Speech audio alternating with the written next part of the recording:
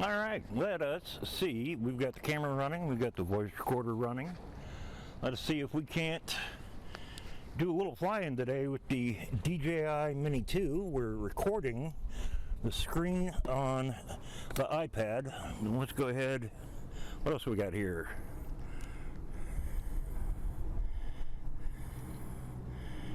All right. No, I don't want to hyperlapse. Bong. Back. Video. No. Back. Video. This isn't that hard, Rufus. Rufus the dog is sitting comfortably at home, but he's also very upset that, well, I'm here, he's not. We'll see how well this works out. I have no idea. Can't hurt, but we've got the other camera going. Alright. Tripod's up. Get the drone ready. As you can see, we have the drone in a soft carrier. I have a hard carrier as well. But for today, the Mini II will travel in the soft carrier. Take a look first at the drone. This is the Mini II. It is under 249 grams, which means it is exempt from the FAA regulations. Doesn't need registration, doesn't need a license, anything like that. You cannot operate it as part of a commercial drone unless you have a Part 107 license and register the drone. But for just recreational flying like today, no registration or any of that is needed. All right. Look at the back here. We have a charging port. We have a micro SD card port. Takes up to, I want to say 512 gigs. I don't know. This is a 256 gig. Never had any problems with it. We have a cover over the gimbal sensor. This cover is removed before flight. So let's get ready to go fly. We simply extend the upper rotors, extend the lower rotors by rotating them towards the rear. We'll go ahead and remove the sensor guard, the cover. The drone is powered by lithium batteries. Just over the cover, you can see the battery port, the contacts.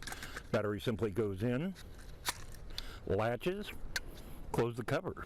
We do have a flashing light. We do have sensors that for the ground, but to turn on the drone, you'll see the power button and 4 lights, 1, 2, 3, 4. Can't see it once, and then a long hold. It'll make a little sound. You'll hear the gimbal go through its startup.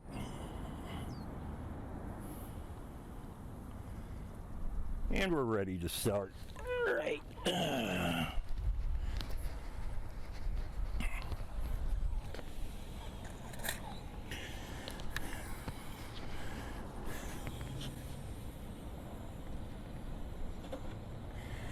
There we go.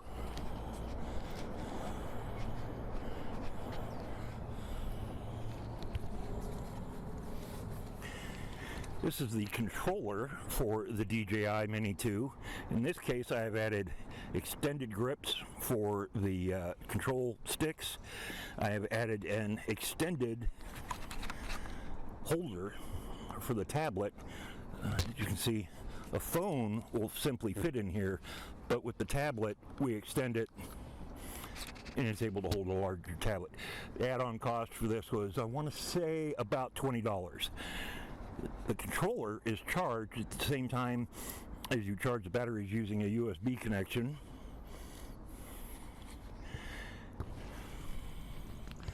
So let's go ahead and use the DJI Fly app, which can be downloaded at the DJI store, to connect the controller with your tablet or phone. Alright guys, I usually do this sitting at home on a table so I don't have to do it like this, but it works. We'll get her done. You're nice and comfortable. We have a USB type cable that goes from the controller In this case, a FireWire end, USB to FireWire end. It's connected.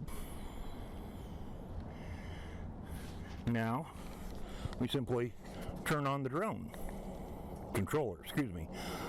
Press once, quick, and then 1, 2, 3, 4, it comes and turns on. And it goes through its startup, and it is now connected to the drone. And we can see when we're not staring into the sun, we can see that the drone is actually looking at the asphalt, but takeoff is permitted.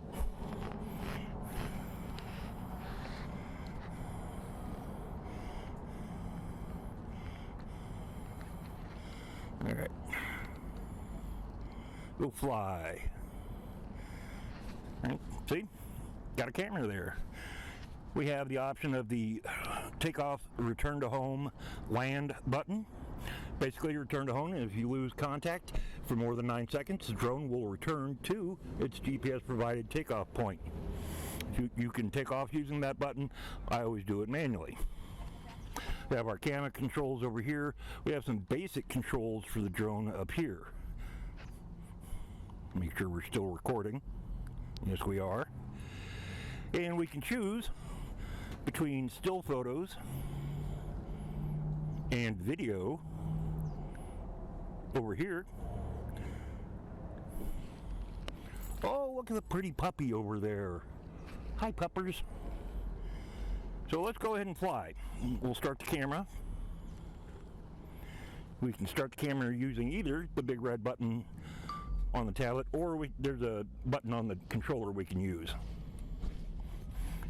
To take off, both control sticks in and down starts the motors. Left hand stick is the collective. It's the up or down, straight up. We take off, straight down, we come down, and it lands automatically. So let's try that again.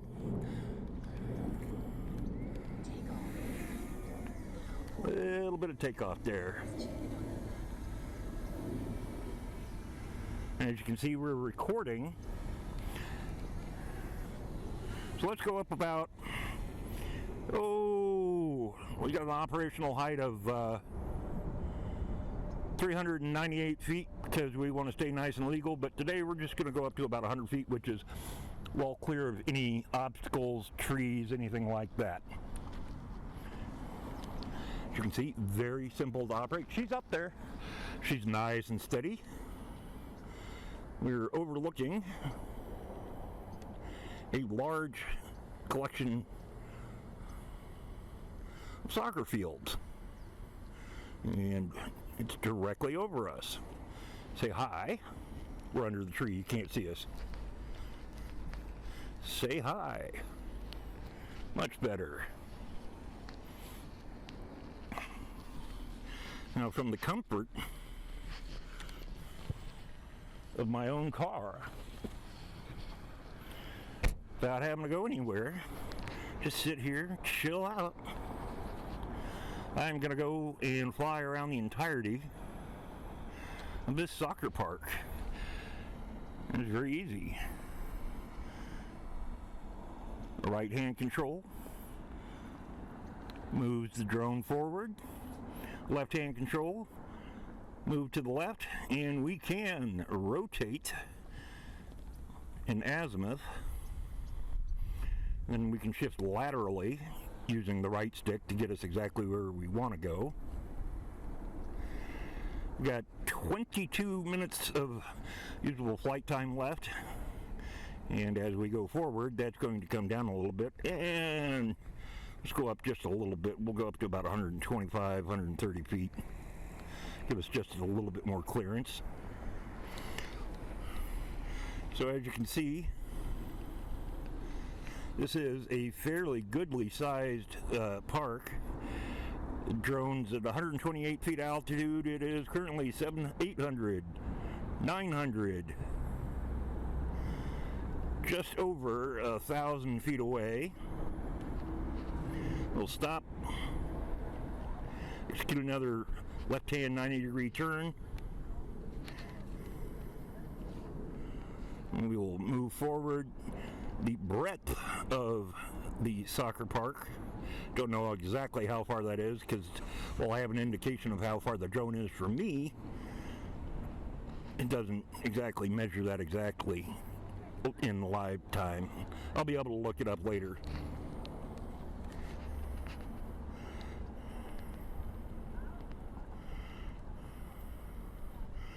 We'll come a little bit, we'll go over the basketball court and fly next to, don't want to do that. No need to go up higher. We'll go forward and see what else is out there. We're looking at the soccer fields. We're looking at the county recreation area, a lot of picnic areas. I forget what's in the buildings on the right. Large amount of parking spaces. Of course, this gets absolutely jammed during soccer season with all the kids coming by. We're still over the parking lot. We've passed all the soccer fields. We're going to come to a stop. Going to make a left-hand turn. Of course, we don't have to come to a stop. That's just for my convenience. Here we go. Tidy that up a little bit. Move forward. And we're going to move forward. We're moving at in the normal mode, we're scooting along at about 20 miles an hour, maybe a little bit more. Depends on wind and all that. As you can see, on the gimbal, we can decide just how much we want to angle the camera down. As you can see, we overshot our location just a little bit, which we don't want to do. I suppose I should stand where the camera can see me or move the camera to where you can see me. There we go. Got the camera just about right above us. Now the return to home feature, the return to home button, will bring it home and it will automatically land it.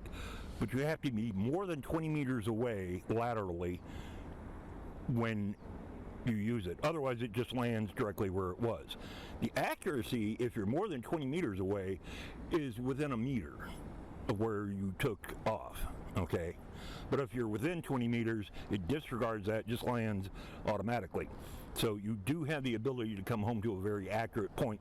Just got to make sure you start the process early enough for the drone to figure it out. All right, let us come down. I'm not going to use the return to home feature just yet. We are coming down quite rapidly, quite rapidly, quite rapidly. Here we go. About 10 feet. I think it's a little bit more than 10 feet, buddy. Or a little less than 10 feet. There we go. All right. Give you an idea how easy this is to fly. Okay, we're back to 0 degrees.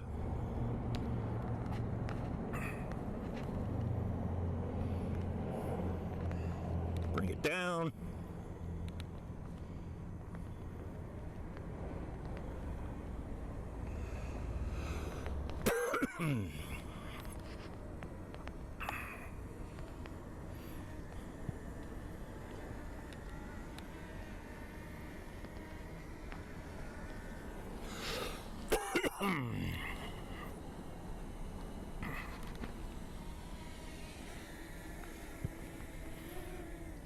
It does maneuver very well in tight spaces. This does not have obstacle avoidance, however. So be very careful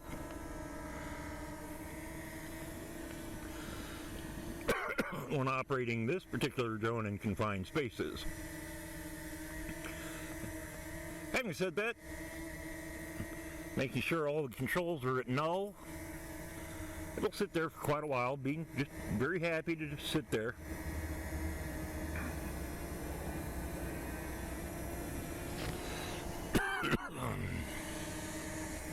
Right.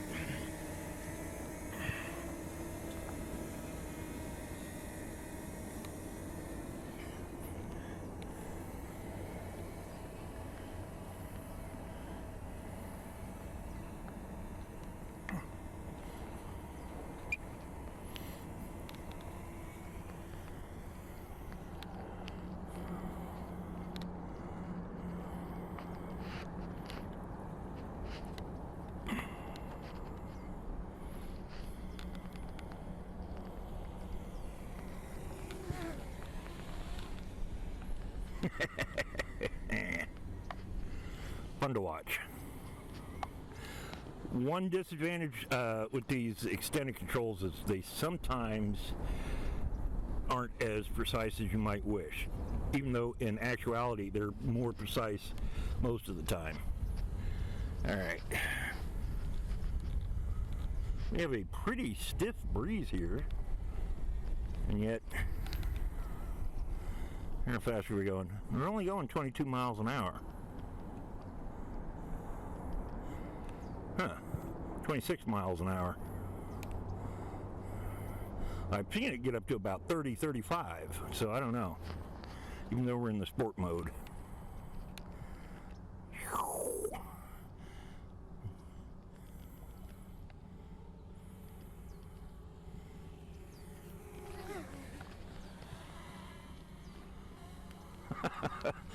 Once again, no obstacle avoidance, so please, Art, don't smack this thing into the wall.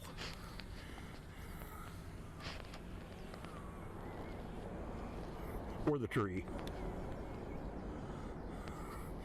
Alright. This has a 4K recording capability. We can tilt the camera up above the horizon up to 10 degrees, 15 degrees. 15 degrees. I want to get a little bit of footage of these gorgeous mountains. Actually, let me go back to cinema mode and we'll do this a little slower. I want to get a nice slow pan. There's Mount San Jacinto, a little over 10,000 feet. She's got some snow. We got snow all across the ridge lines up there tonight. So it's just absolutely beautiful up there. So I'm sorry you're getting a nice shot of my back, but you know, you get what you get.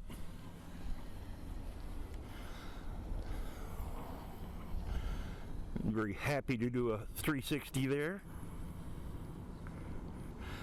In the lower left-hand corner, you can see the map, which is very happy to show you where the drone's at and that sort of thing. And show you where the home point is. Let's go higher. Let's see what it looks from 398 feet.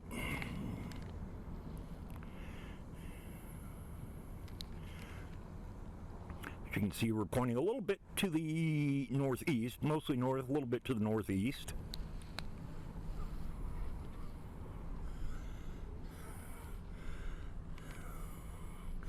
Since we're in cinema mode, it's climbing very slowly. But it's still very pretty, isn't it? I think so. These stark mountains north of the Coachella Valley.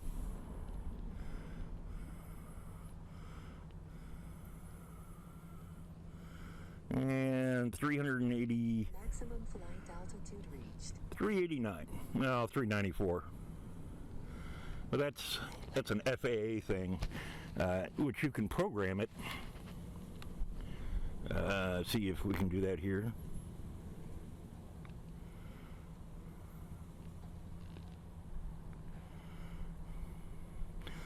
You can program how high you want it to go, how far you want it to go, the return to altitude point, how high you want it to return at. If it's below the auto RTH, it will automatically climb to that altitude. If it's above it, it will just maintain its current altitude. Okay, there is the Palm Desert Marriott Palm Desert Resort. Very nice place. First resort I ever went to that had a grotto and had canal boats to take you from one point to another.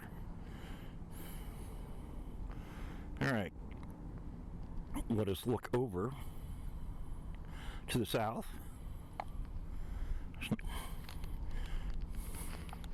I want to make sure we're over the hockey fields before we come down. We will go back into the normal mode.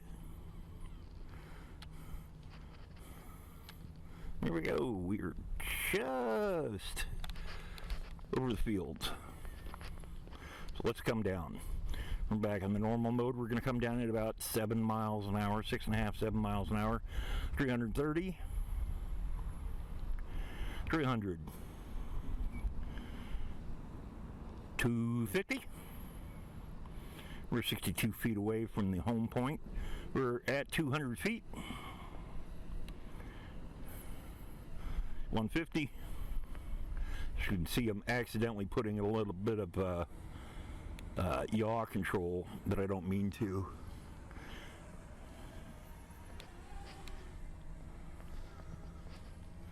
Well, that was interesting. Don't know what's going on with the camera there.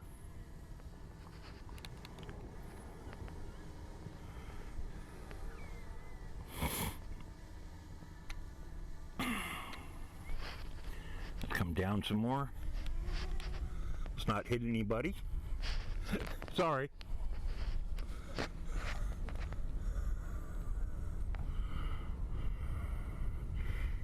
I'm not the only one in the park, so I gotta be a little careful.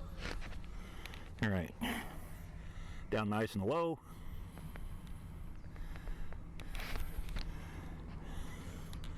And up we go.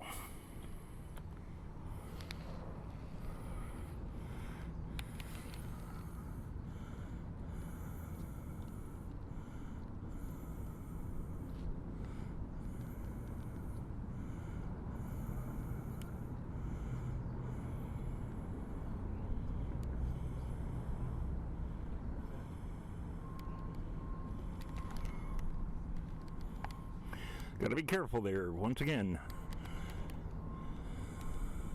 No obstacle avoidance there at the end.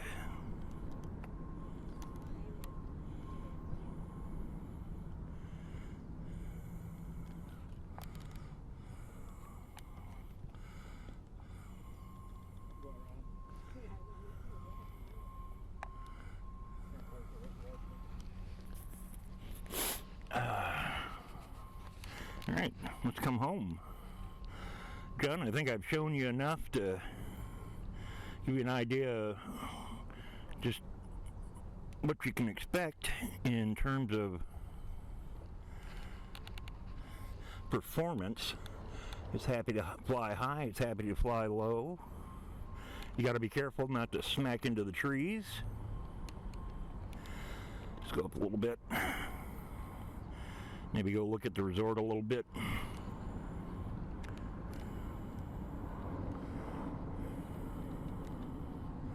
See how far we can go. Alright, I can hear it passing overhead, but it's relatively quiet.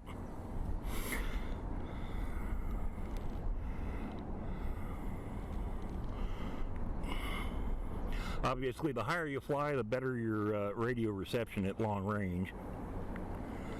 Alright, we're running out of time until it automatically returns home.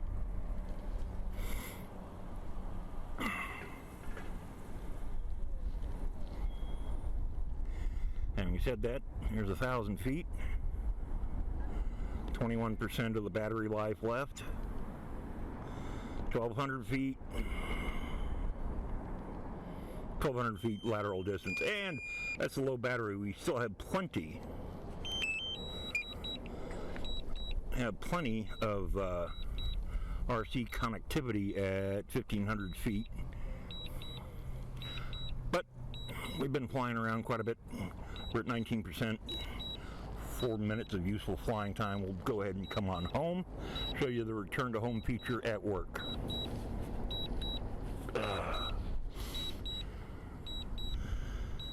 Nice view of the resort. As you can see, we're on track to come on home. A little bit of the view of the mountains. We can still control the camera while we're returning to home. We do have yaw control, and we have some other control if we wanted to operate that on the way home, but for now I just want to use the camera. I have 2 minutes and 40 seconds of valid flying time left. We're coming about 168 feet from home. and it's all vertical. We'll see if it remembers accurately enough to not hit the camera. You can stop the landing process anytime you want simply by hitting the return to home button again. In fact, it'll stop doing whatever it's doing whenever you hit that button. And since I'm about 1.5 feet off, I'm going to stop. I'm going to come back just a little bit.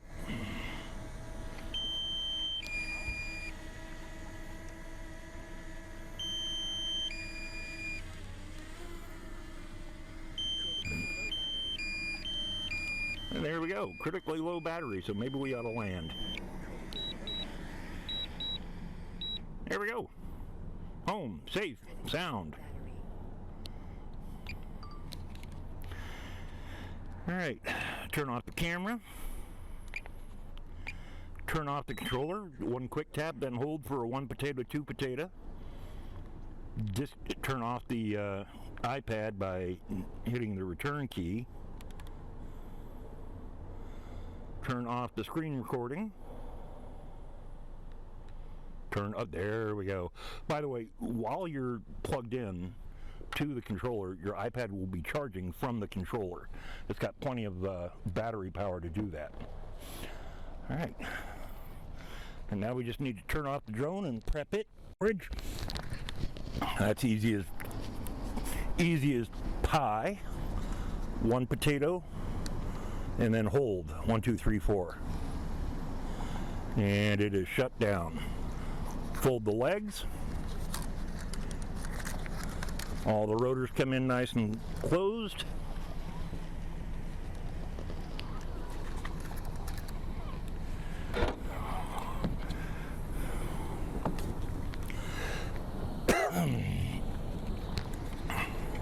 We'll put the gimbal protector back on.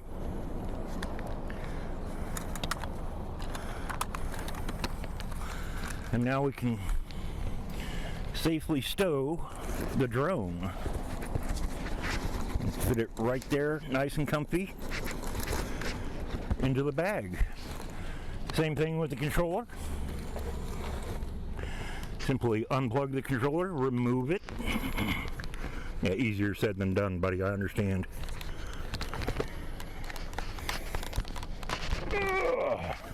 Remove it from the adapter.